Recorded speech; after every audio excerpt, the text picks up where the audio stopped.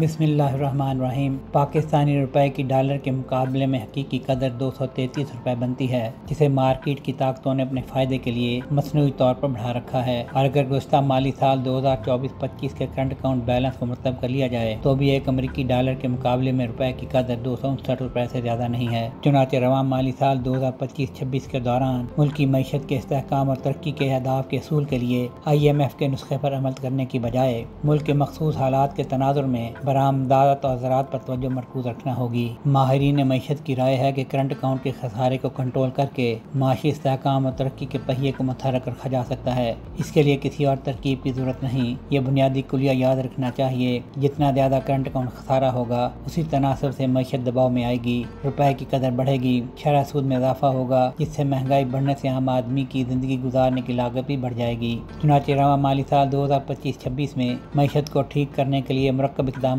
کی ضرورت ہے۔ سب سے پہلے اور سب سے اہم بات یہ ہے کہ معاشی نمو برآمدات پر مبنی ہونی چاہیے، کیونکہ مالی سال 2021-22 میں اقتصادی پالیسی درآمدات پر مبنی تھی، جس کے نتیجے میں ملک بیرونی اور مالیاتی عدم توازن میں پھنس گیا، اور اس کے مابعد اثرات کے نتیجے میں پاکستان میں مالی سال 2022-23 میں سب سے زیادہ افراط زر اور معاشی بدحالی تھی۔ پائیدار ترقی کو یقینی بنانے کے لیے برآمدات کی قیادت میں ترقی کو آگے بڑھانا ناگزیر ہے، جس کی 3 جہتیں ہیں: اول زرعی شعبہ، دوم مینوفیکچرنگ سیکٹر اور سوم IT سمیت سروسز انڈسٹری۔